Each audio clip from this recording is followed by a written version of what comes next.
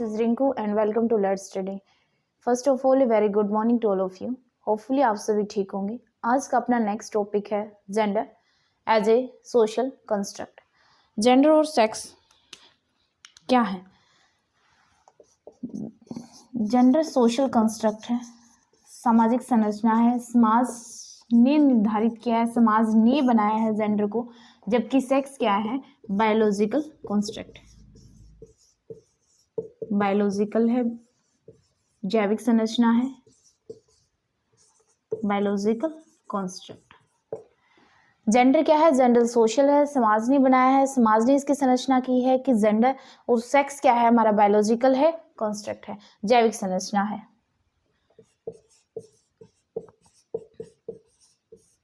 जैविक है और ये क्या है? सामाजिक है, समाज ने निर्धारित किया है. नेक्स्ट है जेंडर रोल. क्या है जेंडर रोल? लिंग भूमिका क्या है? जेंडर रोल लिंग भूमिका क्या है? लिंग के अनुसार कि अपने जेंडर के अनुसार, लिंग के अनुसार समाज ने क्या कर दिया? काम को निर्धारित कर दिया. ठीक है, किसी भी लिंग के अनुसार काम को निर्धारित करना क्या है? जेंडर रोल है. काम को निर्धारित करना क्या है? जेंडर रोल है. काम को निर्धारित करना जेंडर रोल है. जैसे महिलाएं क्या करेंगी? घर का काम करेंगी. महिलाएं घर का काम करेंगी, बच्चों को संभालेंगी. किसने किया? ये निर्धारित, समाज ने निर्धारित किया. ठीक है, कि किसी भी लिंग के अनुसार जब हम काम को निर्धारित करते हैं तो वो क्या है? जेंडर रोल है. किसने? समाज ने निर्धारित किया कि घर का काम क्या करेंगे? लेडीज करेंगी, और बच्चों को संभालने का काम लेडीज करेंगी. जबकि पुरुष क्या करेंगे? पैसा कमाने का काम करेंगे या बाहर का काम करेंगे. ठीक है, पैसा कमाने का काम कौन करेगा? Gender role. पैसा कमाने का काम कौन करेगा? पुरुष. और यह काम निर्धारित किसने किया है? समाज ने किया है, परिवार ने किया है. यही क्या है? जेंडर रोल है, कि किसी भी लिंग के अनुसार काम को निर्धारित करना ही जेंडर रोल है, लिंग भूमिका है. जेंडर रोल टाइपिंग क्या है? Gender role typing. Gender role typing है कि किसी भी लिंग के अनुसार जो काम को निर्धारित किया, हम उसमें ढल भी जाते हैं. कि जो भी समाज ने, परिवार ने लिंग के अनुसार काम को निर्धारित कर रखा है कि महिलाएं यही काम करेंगी और पुरुष यही काम करेंगे, उसमें हम ढल जाते हैं. वह क्या है? जेंडर रोल टाइपिंग है. हम उस बात को मान भी लेते हैं, वही क्या है? Gender role typing.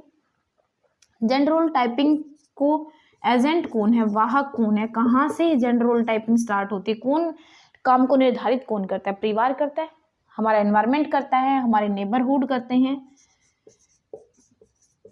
परिवार से, कि परिवार में बच्चा देखता है कि मम्मी ये काम करती है, पापा ये काम करते हैं, तो बच्चा सीख रहा है. कहाँ से सीख रहा है? सबसे पहले परिवार से सीख रहा है, फिर अपने पड़ोस से सीख रहा है, नेबरहुड से सीख रहा है, मीडिया से सीख रहा है, एजुकेशन से सीख रहा है. ठीक है, तो ये इसके क्या है? वाहक है.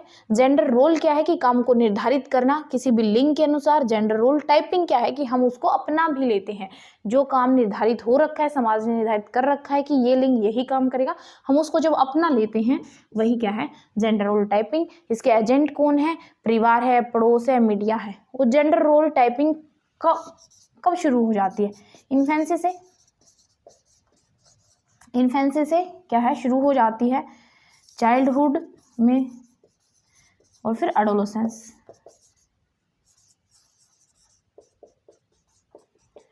जेंडर रोल टाइपिंग क्या है? जब बच्चा परिवार में आता है, देखता है मदर ये काम करते, फादर ये काम करते, तभी से क्या है? जेंडर रोल टाइपिंग स्टार्ट हो जाती है, शुरू हो जाती है. नेक्स्ट है जेंडर इक्वलिटी और इक्विटी. इक्वलिटी और इक्विटी में क्या फर्क है?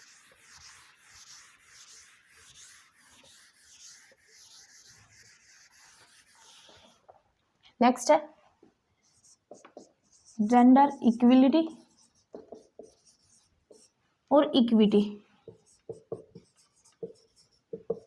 कौन सा इसमें ज्यादा बेहतर है? इक्विलिटी क्या है? समानता. और इक्विटी क्या है? हमारी समता. बेहतर कौन है? इक्विटी बेहतर है. कौन ज्यादा बेहतर है? इक्विटी बेहतर है. इक्विलिटी क्या है?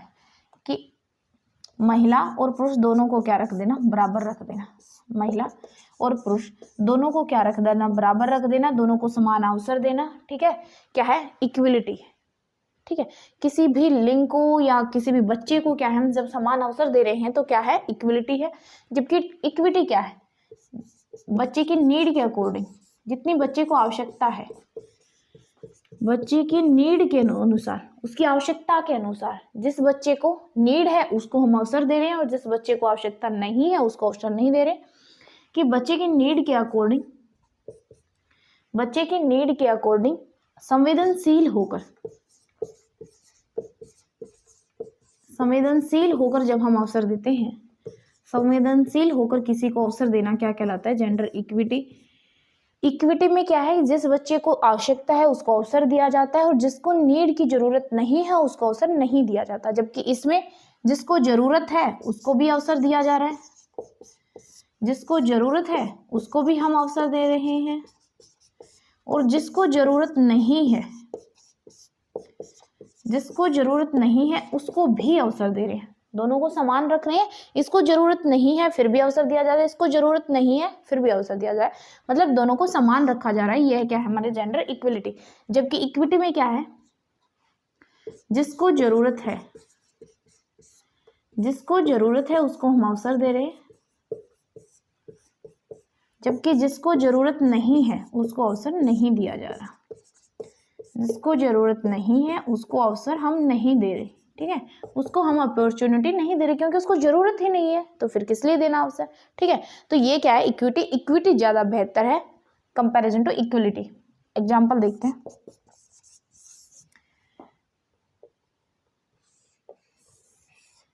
ग्राउंड में क्या है, बच्चे खेल रहे हैं, ग्राउंड में बच्चे खेल रहे हैं, या ये दीवार है आपकी, दीवार पर से कुछ बच्चे खड़े होके क्या कर रहे हैं, इसको देखना चाह रहे हैं। इस बच्चे की हाइट कितनी है, इतनी है, इस बच्चे की हाइट इतनी है और इस बच्चे की हाइट क्या है, छोटी है। ठीक है, ग्राउंड में बच्चे खेल रहे हैं, ये बच्चे दीवार पे से इन बच्चों को देखना चाह रहे हैं खेलते हुए। ठीक है, तो तीनों क्या है, कोशिश कर रहे हैं कि हम देखें। ठीक है, खेलता हुआ इन बच्चों को, तो अगर ये उठ के भी देखते हैं तो भी तीनों बच्चे क्या है, इनको खेलता हुआ नहीं देख रहे। तो इक्विलिटी क्या कहती है कि इन तीनों को समान अवसर दे रहे हैं, इन तीनों को समान स्टूल दे दो। ठीक है, तीनों समान स्टूल दिए जा रहे हैं बच्चों को। ठीक है, तो भी बच्चा, ये बच्चा तो क्या कर रहा है, इसकी हाइट बड़ी हो जाती है और ये बच्चा देख पाता है ग्राउंड में खेलते हुए, जबकि इन दोनों की हाइट क्या है, छोटी है और ये बच्चे क्या है, नहीं देख पा रहे। यह इक्विलिटी कहती है। इक्विलिटी क्या कहती है कि इन दोनों को स्टूल दिया तो ये बच्चा तो इसकी हाइट बढ़ जाती है और ये देख पा रहा है, जबकि ये दोनों बच्चे फिर भी इन बच्चों को खेलता हुआ नहीं देख पा रहे। यह कहती है इक्विलिटी कि तीनों को समान स्टूल दे दो। जबकि इक्विटी क्या कहती है, बच्चे ग्राउंड में खेल रहे हैं, दीवार है, दीवार पर से कुछ बच्चे क्या है, इनको खेलता हुआ देख रहे हैं। एक की हाइट क्या है, बड़ी है, उससे नेक्स्ट की क्या है, उससे छोटी है और एक की बिल्कुल ही छोटी है। इक्विटी क्या कहती है कि इन तीनों को हमें क्या करना है, ग्राउंड में खेलते हुए देखना है। तीनों बच्चों को हमें दिखाना है कि बच्चे ग्राउंड में खेल रहे हैं, तो इसको जितनी जरूरत है उतना स्टूल दिया जाता है। इसको एक स्टूल की जरूरत है, जबकि इसको 2 स्टूल की जरूरत है। ठीक है, तभी इसकी हाइट बड़ी होगी, तो हमने इसको 2 स्टूल दी। और ये कब देख पाएगा बच्चों को खेलता हुआ, जब हम इनको 3 स्टूल देते हैं, तब ये बच्चा क्या है, खेलता हुआ देख पाएगा। तो यह इक्विटी है, यह इक्विलिटी है। इक्विलिटी क्या है, तीनों को समान चीज देना, चाहे जरूरत हो और चाहे ना हो। जब भी हम उनको अवसर दे रहे हैं, तीनों को समान स्टूल दिए, इनमें से फिर भी एक बच्चा क्या है, ग्राउंड में खेलता हुआ देख पा रहा है बच्चों को, जबकि 2 फिर भी नहीं देख पा रहे। इक्विटी क्या कहती है कि जिसको जितनी जरूरत है, जिसको जितनी आवश्यकता है उतने स्टूल दो। एक स्टूल देने से यह बच्चा ग्राउंड में बच्चों को खेलता हुआ देख पाता है, तो इसको एक स्टूल देना। ये एक स्टूल से नहीं देख पा रहा, तो हमें 2 स्टूल देने हैं। 2 स्टूल से यह बच्चा क्या है, इन बच्चों को खेलता हुआ देख पाता है, और यह बच्चा 3 स्टूल देने से इन बच्चों को खेलता हुआ देख पाता है। तो हमें इसको 3 स्टूल देने हैं, और 3 स्टूल देने से फिर क्या करता है, बच्चा की हाइट बड़ी हो जाती है और यह खेलता हुआ देख पाता है। इसको हमें 2 स्टूल देना है और ये देख पाता है, और इसको 1 स्टूल देने से ही काम चल जाएगा। तो इसमें जिसको आवश्यकता होती है उसकी नीड के अकॉर्डिंग हम अवसर देते हैं, और इसमें क्या है, दोनों को, तीनों को समान अवसर देते हैं। यह है इक्वलिटी और यह है इक्विटी। इसमें क्या है, जिसको जरूरत है उसको भी अवसर दिया जा रहा है, जिसको जरूरत नहीं है उसको भी। एक और एग्जांपल बताते हैं, देखिए पेड़ है, पेड़ पे आम का पेड़ है, आम लगे हुए हैं। तीनों बच्चे क्या है, आम को खाना चाहते हैं। तीनों बच्चे क्या है, आम को खाना चाहते हैं, जबकि क्या है, हाइट कम है। तीनों क्या है, नहीं खा पाते, जबकि तीनों क्या है, इस पेड़ पर से आम को लेना चाहते हैं ताकि हम आम खा पाए। तो क्या करती है इक्विलिटी, कहती है कि तीनों को समान स्टूल दे दो, तीनों को समान स्टूल दे दो, तो इसकी हाइट बढ़ जाती है, ये आम ले पाता है, जबकि ये दोनों क्या है, फिर भी इनकी हाइट बढ़ नहीं पाती। एक स्टूल देने से भी ये पेड़ के जो लगे आम है उनको नहीं तोड़ पाते। इक्विटी क्या कहती है, इक्विटी कहती है कि इसको, पेड़ पर जो आम लगे हैं उनके लिए इस बच्चे को एक स्टूल दे दो, काम चल जाएगा, ठीक है, ये पहुंच जाता है आम के पास आम। और सेकंड बच्चे को हमें 2 स्टूल देने पड़ेंगे, तभी उसकी हाइट क्या होती है, बड़ी होती है और वो आम को ले पाता है। थर्ड जो बच्चा है उसके लिए हमें क्या करने पड़ेंगे, 3 स्टूल देने पड़ेंगे, तभी उसकी हाइट जो है इतनी बढ़ पाएगी कि पेड़ पे से आम को ले पाए, ठीक है। इक्वलिटी क्या कहती है, इक्वलिटी कहती है जिसको जरूरत है उतने अवसर दो ना। इक्वलिटी कहती है कि जिसको जरूरत है उसको भी अवसर दो, जिसको जरूरत नहीं है उसको भी दो। जबकि इक्विटी क्या कहती है कि जितनी बच्चे को जरूरत हो उतनी ही अवसर दो, और जिसको जरूरत नहीं है उसको मत दो अवसर। इक्विटी ज्यादा बेहतर है, आपकी समता क्या है, ज्यादा बेहतर है समानता से।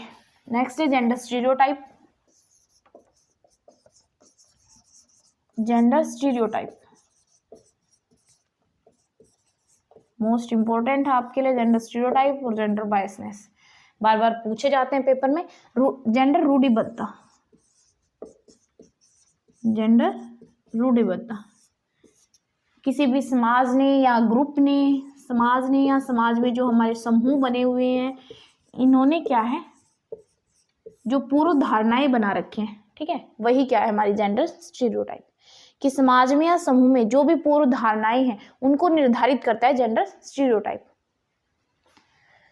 कि किसी भी पूर्व धारणाओं को जो समाज में चली आ रही हैं, जो पीछे की जो धारणाएं या परसेप्शंस हैं, ठीक है, उनको अपना लेना ही क्या है, जेंडर स्टीरियोटाइप। जैसे कि क्या है, महिलाएं शादी करके, महिलाओं की अगर शादी हो जाती है महिला की, तो क्या करना, क्या है, विदाई ही होगी, निश्चित है उसकी, ठीक है, वो अपने मायके में नहीं रह सकती।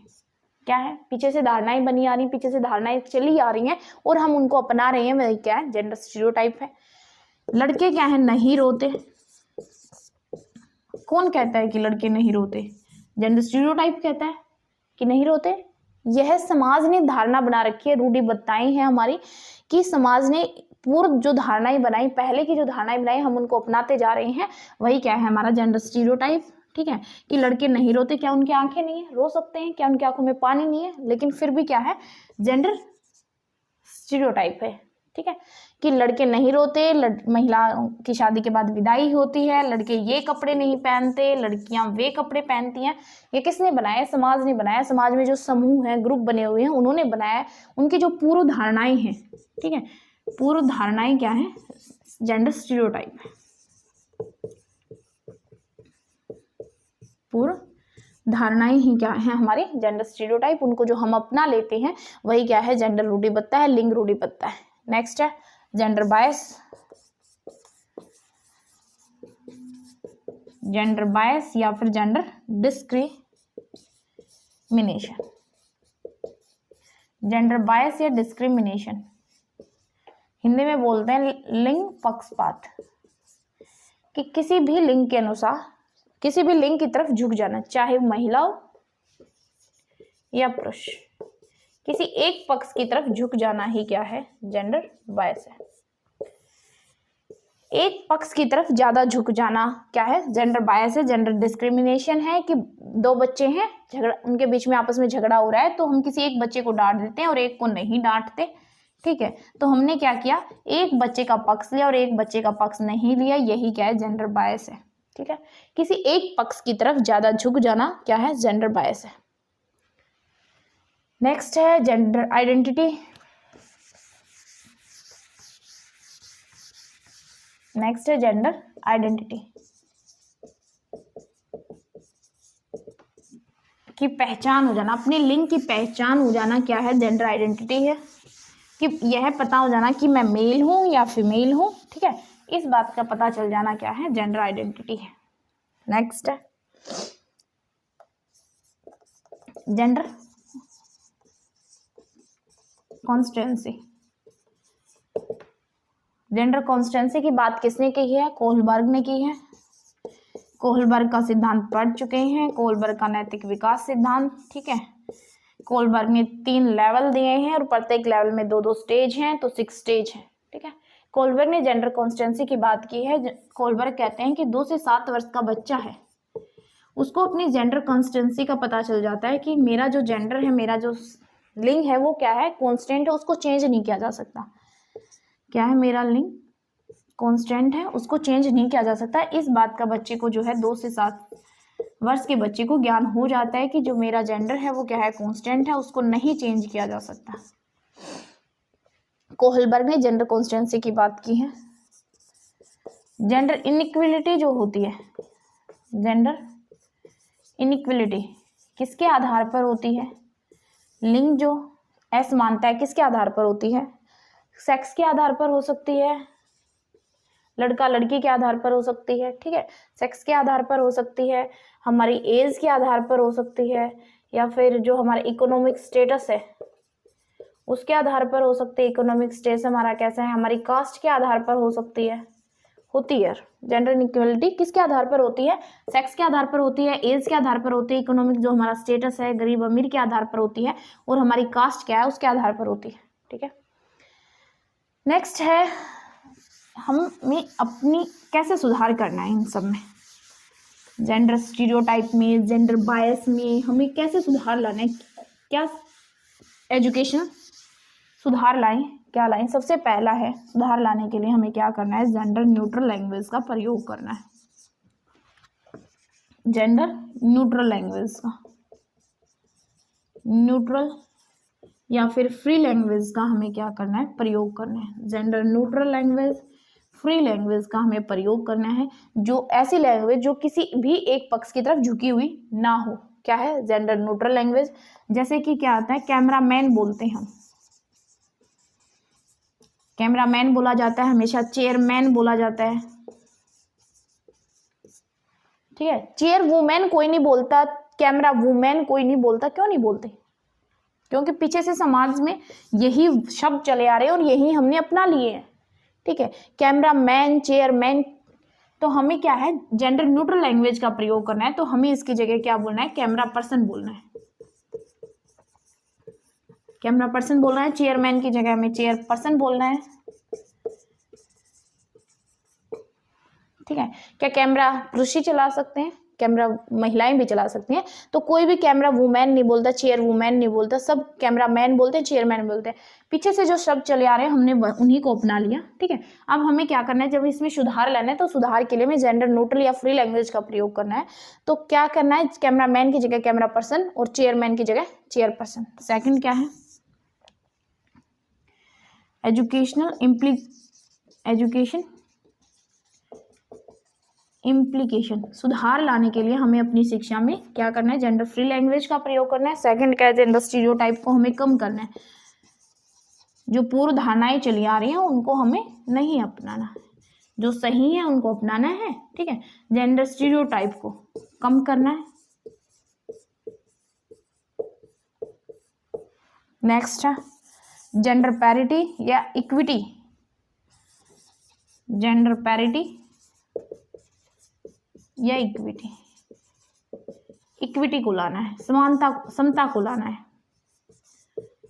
जेंडर इक्विटी को लाना है। जिसको जितनी जरूरत है उतना अवसर दें और जिसको जरूरत नहीं है उसको अवसर नहीं देना। जेंडर इक्विटी को लाना है, जेंडर स्टीरियोटाइप को कम करना है, gender neutral language, free language का हमें प्रयोग करना है। कैमरामैन की जगह कैमरा पर्सन, चेयरमैन की जगह चेयर पर्सन बोलना है, ठीक है। हम अपनी शिक्षा में सुधार लाएंगे तभी क्या है, हम जेंडर स्टीरियोटाइप को कम कर सकते हैं। तो इन 3 चीजों पर हमें ध्यान देना है। अब जेंडर स्टीरियोटाइप क्या था, जेंडर स्टीरियोटाइप है कि जो भी हमारे समाज ने या ग्रुप ने जो धारणाएं बना रखी हैं, पूर्व धारणाएं हैं, हमारे पीछे की धारणाएं चली आ रही हैं, उनको हम अपना लेते हैं। जेंडर स्टीरियोटाइप है। जेंडर इक्विटी क्या है? जिसको जितनी जरूरत है हमें उतने ही उनको अवसर देने हैं, ठीक है। जिसको जरूरत नहीं है उसको अवसर नहीं देना है। इक्विटी ज्यादा बेहतर इक्वलिटी से, समता ज्यादा बेहतर है समानता से। जेंडर बायस था। जेंडर बायस क्या है? किसी एक पक्ष की तरफ ज्यादा झुक जाना। किसी एक पक्ष की तरफ ज्यादा झुक जाना क्या है? जेंडर बायस है। जेंडर बायस क्या है? किसी एक पक्ष की तरफ, चाहे वो महिला हो चाहे पुरुष हो, किसी एक की तरफ ज्यादा झुक जाना क्या है? जेंडर बायस है। अगर दो बच्चे झगड़ा हो रहा है दोनों बच्चों के बीच में, तो एक को डांट देना और दूसरे को नहीं डांटना, तो क्या है? हम एक बच्चे की तरफ ज्यादा झुक रहे हैं, ठीक है, तो जेंडर बायस है। जेंडर कॉन्स्टेंसी, कोहलबर्ग ने बात की है जेंडर कॉन्स्टेंसी की, कि 2 से 7 साल के बच्चे को पता चल जाता है कि मेरा जेंडर कॉन्स्टेंट है, उसको चेंज नहीं किया जा सकता, ठीक है। और एजुकेशन इम्प्लीकेशन, हमें इसमें सुधार लाने के लिए जेंडर न्यूट्रल लैंग्वेज का प्रयोग करना है, जेंडर स्टीरियोटाइप को कम करना है और जेंडर पैरिटी लानी है, इक्विटी लानी है। जेंडर रोल क्या है? कि जेंडर रोल समाज ने जो लिंग के आधार पर हमारे काम निर्धारित कर रखे हैं, ठीक है, वो क्या है? जेंडर रोल है। और जब हम उनको अपना लेते हैं तो जेंडर रोल टाइपिंग कहलाती है। नेक्स्ट है, यह टॉपिक हमारा कंप्लीट होता है। एक नेक्स्ट टॉपिक छोटा सा और है, लैंग्वेज और थॉट। लैंग्वेज एज थॉट, भाषा और विचार को वाइगोत्स्की के जो क्लास हुई है उसमें इसको कुछ बता चुके हैं। कुछ रहता है कि जो हमारा लैंग्वेज डेवलपमेंट है, जो भाषा डेवलपमेंट है, किन किन फैक्टर्स पर डिपेंड करती है। 3 फैक्टर्स पर क्या करती है? डिपेंड करती है। सोशली, कि हम समाज से भाषा सीखते हैं, हम हमारी शिक्षा से भाषा सीखते हैं, एजुकेशन से सीखते हैं, और बायोलॉजिकल फैक्टर, सोशल फैक्टर और एजुकेशन, जो 3 फैक्टर हैं, इनसे हम लैंग्वेज, भाषा का विकास होता है। लैंग्वेज डेवलपमेंट, भाषा विकास किससे होता है? हमारा सोशल फैक्टर से होता है, एजुकेशनल फैक्टर से होता है, बायोलॉजिकल फैक्टर से। देखिए, जैसे साउथ का कोई बच्चा है, साउथ का बच्चा है, उसको 3 भाषाओं का ज्ञान है। कैसे ज्ञान है? क्योंकि उसके जो पेरेंट्स है, जो उनकी हेरिडिटी है, जो बायोलॉजिकल फैक्टर है, जो उसके दादा दादी जो भी बोलते हैं, वो कौन सी भाषा बोलते हैं? मराठी। तो बच्चा क्या सीखता है? मराठी सीख लेता है, ठीक है। उनके घर में जो बोली जाने वाली भाषा है वो मराठी है, ठीक है, बच्चा मराठी सीख जाता है। एजुकेशनल फैक्टर में जब बच्चा जाता है तो उसको इंग्लिश पढ़ाई जाती है, इंग्लिश सिखाई जाती है, बच्चे को इंग्लिश का ज्ञान हो जाता है। सोशल, उसके जो समाज का बाहर जब वो निकलता है, तो बाहर जब निकलता है तो वहाँ पर हिंदी बोली जाती है ऑलमोस्ट, तो उसको हिंदी आ जाती है। तो तीनों फैक्टर से बच्चा क्या है? लैंग्वेज डेवलपमेंट होता है, बच्चे का भाषा का विकास होता है, कि जो उसके घर में पेरेंट्स बोलते हैं, बायोलॉजिकल फैक्टर, ठीक है, जो उसके जीन्स में है, कोडिड है, ठीक है, वहां से बच्चा क्या है? भाषा सीखता है। एजुकेशन फैक्टर में जाता है, एजुकेशन फैक्टर में तो जो एजुकेशन, जिस स्कूल में जाता है जैसी भाषा बोली जाती है वैसा बच्चा सीख जाता है। सोशल फैक्टर में जैसा उसके समाज में बोली जाती है तो बच्चा क्या है? वहां से भाषा सीख जाता है। तो तीनों फैक्टर क्या है हमारे? लैंग्वेज डेवलपमेंट, भाषा का विकास करते हैं तीनों। नेक्स्ट है कि जब 6 वीक का बच्चा है, 6 वीक का बच्चा है, 6 हफ्ते का बच्चा है, तो बच्चा क्या करना स्टार्ट कर देता है? कूइंग करना स्टार्ट कर देता है, ठीक है, बच्चा कूइंग करना स्टार्ट कर देता है। नेक्स्ट है जब बच्चा 6 मंथ का हो जाता है, 6 महीने का जब बच्चा हो जाता है तो बच्चा बबलाना स्टार्ट कर देता है। बबलाना, जैसे बै, मैं, दै, ठीक है, बच्चा क्या करता है? बबलाना स्टार्ट कर देता है, बै बै बै बै, मैं, ठीक है। नेक्स्ट है जब बच्चा 1 ईयर का हो जाता है, जब बच्चा 1 ईयर का हो जाता है, जब बच्चा 1 साल का हो जाता है, तो बच्चा क्या है? एक शब्द बोलना स्टार्ट कर देता है, मम्मा, पापा, दादा, बाबा, ठीक है, बच्चा वर्ड बोलना स्टार्ट कर देता है। नेक्स्ट है जब बच्चा 1 ईयर प्लस 6 मंथ का हो जाता है, 1.5 साल का जब बच्चा हो जाता है, तो बच्चा 2 शब्द बोलने लग जाता है, मम्मा दूध, ठीक है, मम्मा पानी, पापा आओ, ठीक है। तो बच्चा क्या है? 2 वर्ड बोलने स्टार्ट कर देता है, कंप्लीट वर्ड नहीं बोलना है, कंप्लीट वाक्य नहीं बोल रहा है, 2 शब्द बोलना स्टार्ट कर देता है और घर वाले समझ जाते हैं। मम्मा दूध, ऐसे नहीं कह रहा है मम्मा दूध दे दो, मम्मा दूध ही कहते हैं, सब जो है पेरेंट्स समझ आते हैं। ठीक है, 2 शब्द बोलना स्टार्ट कर देता है और इसी को क्या बोला जाता है, टेलीग्राफिक स्पीच बोला जाता है। टेलीग्राफिक स्पीच या मल्टी वर्ड स्टेज बोला जाता है कि इस एज में बच्चा क्या है, बहुत सारे वर्ड्स को सीख रहा होता है। ठीक है, टेलीग्राफिक स्पीच बोला जाता है। नेक्स्ट है, जब बच्चा 2 से 5 साल का हो जाता है तो बच्चा जो है कंप्लीट वाक्य बोलने लग जाता है। बच्चा क्या है, कंप्लीट वाक्य बोलने लग जाता है इस एज में बच्चा। ठीक है, 6 वीक का होता है, गोइंग करना स्टार्ट कर देता है। 6 मंथ का होता है, बबलाना स्टार्ट कर देता है, बै बै बै बै मैं। 1 ईयर का बच्चा होता है, एक शब्द बोलता है, मम्मा पापा दादा बाबा। जब 1 ईयर प्लस 6 मंथ का बच्चा होता है तो 2 शब्द बोलता है, पापा आओ, मम्मा दूध। टेलीग्राफिक स्पीच बोला जाता है और ये इंपॉर्टेंट है कि टेलीग्राफिक स्पीच की एज कौन सी है, 1 ईयर 6 मंथ। और 2 से 5 साल का बच्चा, 2 से 5 साल के बीच का बच्चा क्या करता है, कंप्लीट वाक्य बोलने लग जाता है। नेक्स्ट है कि प्रोफेसर स्मिथ के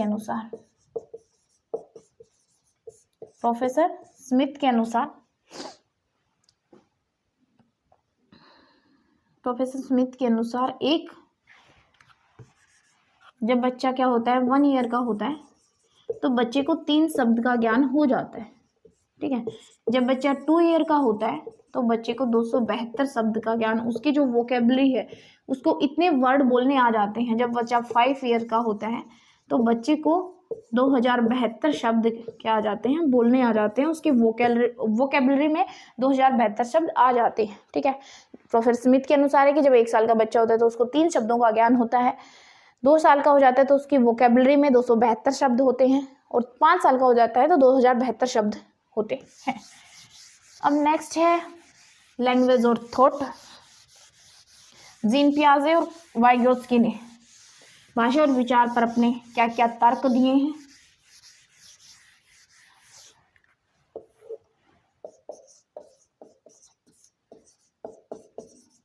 जीन पियाजे और वाइगोत्स्की, जीन पियाजे और वाइगोत्स्की ने दोनों ने लैंग्वेज और थॉट पर अपने क्या क्या विचार दिए हैं। जीन पियाजे कहते हैं कि पहले विचार आया, जीन पियाजे कहते हैं कि पहले विचार आया फिर भाषा आई। जीन पियाजे कहते हैं कि पहले विचार आया फिर भाषा आई। वाइगोत्स्की कहते हैं कि दोनों ही क्या है, स्वतंत्र हैं। जीवन के शुरुआती काल में विचार और भाषा दोनों ही क्या है, स्वतंत्र है। जीवन के शुरुआती काल में दोनों ही क्या है, स्वतंत्र है। सेकंड है कि ईगोसेंट्रिक स्पीच का नो यूज, ज्यादा जो प्रयोग नहीं किया इसने, ईगोसेंट्रिक स्पीच को ज्यादा महत्वपूर्ण नहीं माना, जबकि इसने प्राइवेट स्पीच को ज्यादा महत्वपूर्ण माना है। प्राइवेट स्पीच क्या है, जब बच्चा बोल कर खुद से बातें करता है, ठीक है, वो क्या है हमारी प्राइवेट स्पीच, और इसने उसको ज्यादा महत्वता दी है, ज्यादा महत्वपूर्ण माना है प्राइवेट स्पीच को, क्योंकि बच्चा क्या करता है, अपने बिहेवियर को रेगुलेट करता है। जब बोल कर खुद से बातें कर रहा है तो अपने व्यवहार को कंट्रोल करता है, दिशा देता है अपने व्यवहार को। ठीक है, क्या देता है, दिशा देता है, अपने व्यवहार को कंट्रोल करता है, रेगुलेट करता है।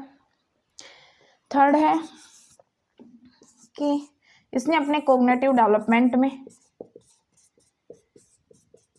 क्योंकि कॉग्निटिव डेवलपमेंट में ही हमारा लैंग्वेज डेवलपमेंट सम्मिलित है, तो कॉग्निटिव डेवलपमेंट में लैंग्वेज को ज़्यादा महत्वपूर्ण नहीं माना, ज़्यादा इम्पोर्टेंस नहीं दी, जबकि इसने जो है लैंग्वेज को इम्पोर्टेंट माना है अपने कॉग्निटिव डेवलपमेंट में।